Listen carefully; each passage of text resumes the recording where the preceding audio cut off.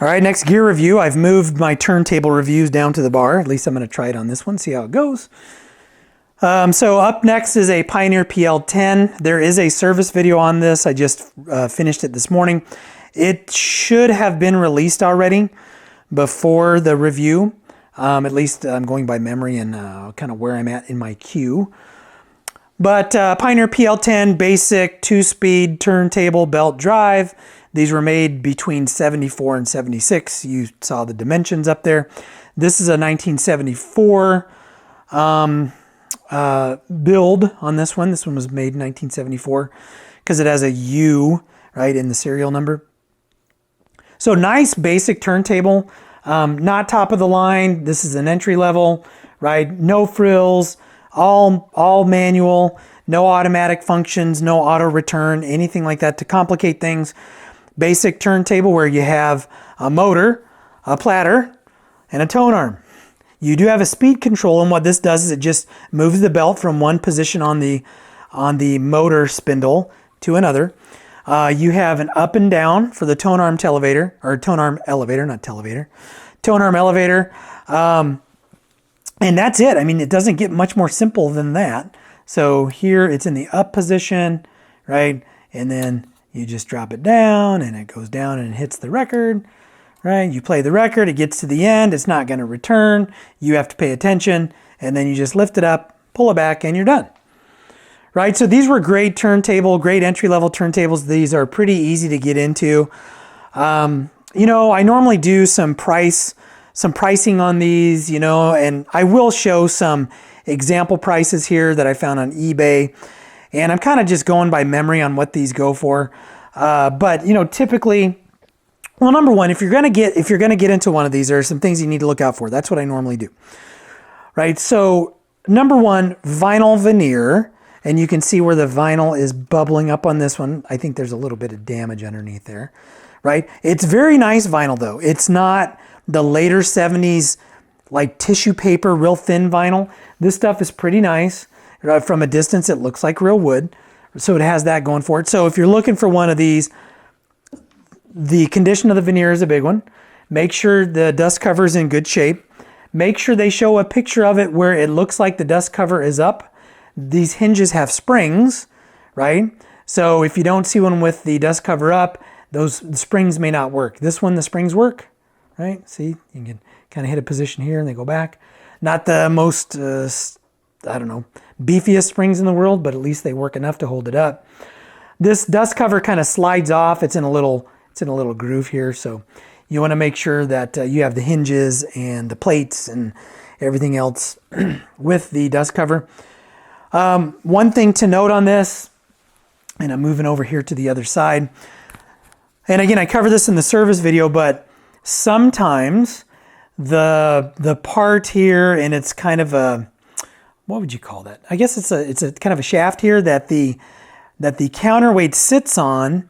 This is actually screwed in, and sometimes that screw will work itself free. So this one, it was dipping down quite a bit, so I had to go in and loosen the tone arm little bearing screws that go in here, and then I had to get a screwdriver in there and tighten it up. So make sure this all looks, you know, intact and complete. I didn't really do a good job cleaning that, did I? I'll have to clean this up a little bit.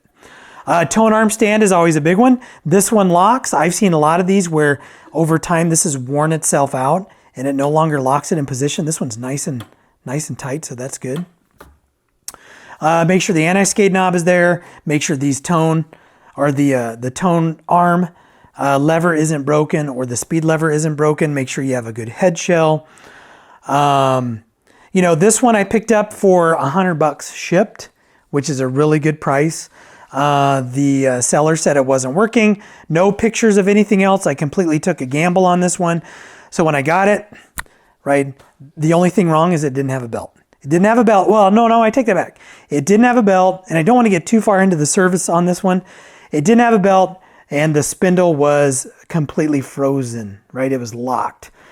Basically, they use grease on these. It turns to glue after so many years, so it wouldn't even spin, right? It wouldn't even spin freely. So I had to take it all apart and clean it. And that's all.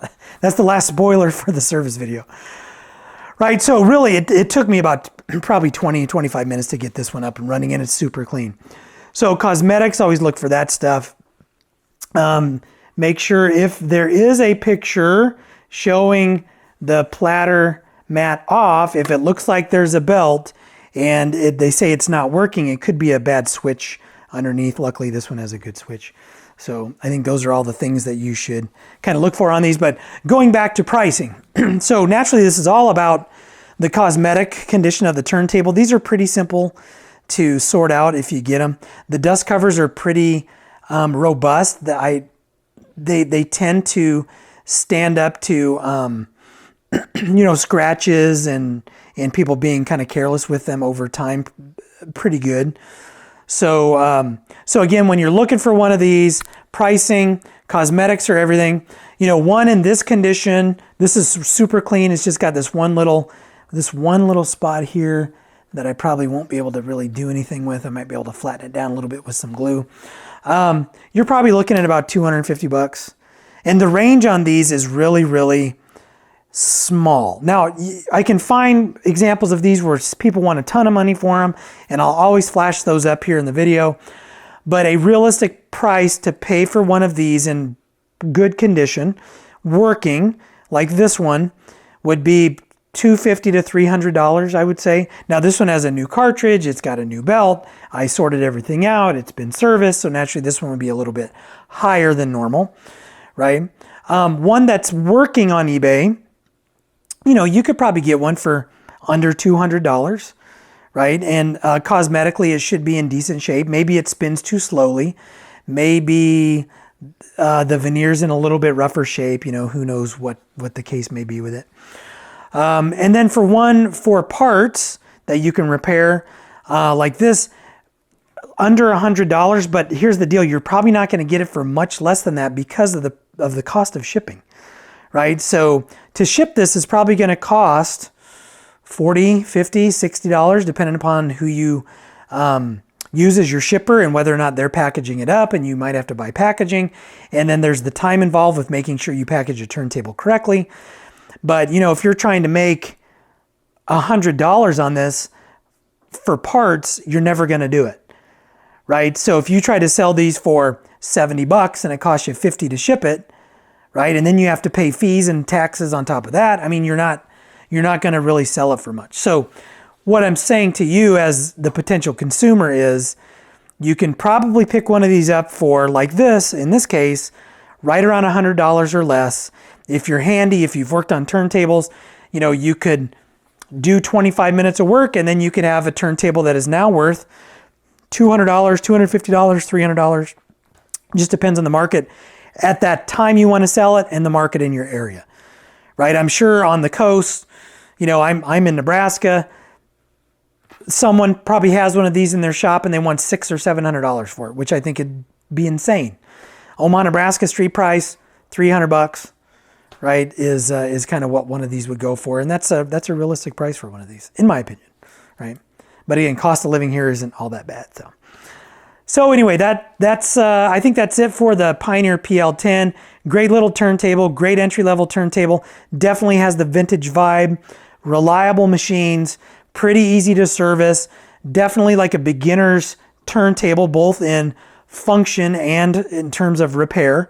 No real gotchas on this that I can remember. And I've fixed, a dozen or more PL10s and 12s and 15s, and right. So, and they're all pretty similar turntables, but you can't go wrong with something like this. So anyway, that was it for the Pioneer PL10.